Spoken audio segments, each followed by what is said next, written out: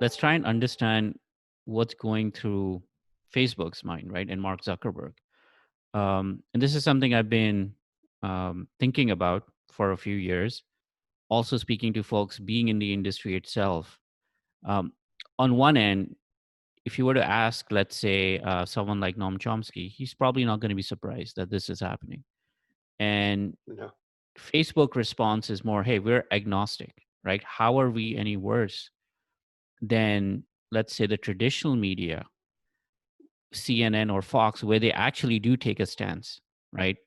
We're okay. It doesn't matter who puts an ad, whether you're right or you're left, and all the spectrums in between. We have no problem, right? And we don't want to get into this. We don't want to interfere. And I think part of this challenge is two things.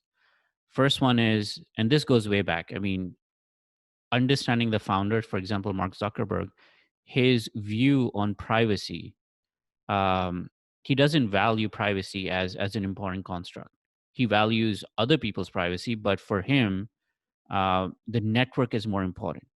And so this was an insight shared to me by the founder of Gmail, and he said something around the lines of, there is something called a founder to market fit, which is very important.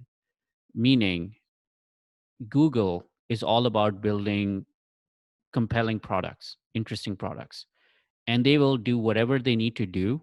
And that's just sort of Larry and Sergey to improve that experience. So, for example, if you go on Google's main page, that is like the number one real estate on the internet.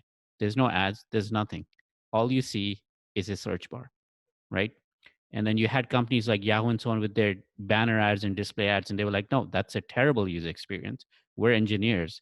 So we're going to build just text, and it has to be relevant to what you search for. Otherwise, you will never see it, right? So they're foregoing profit to a certain degree. But that's how Google's wired.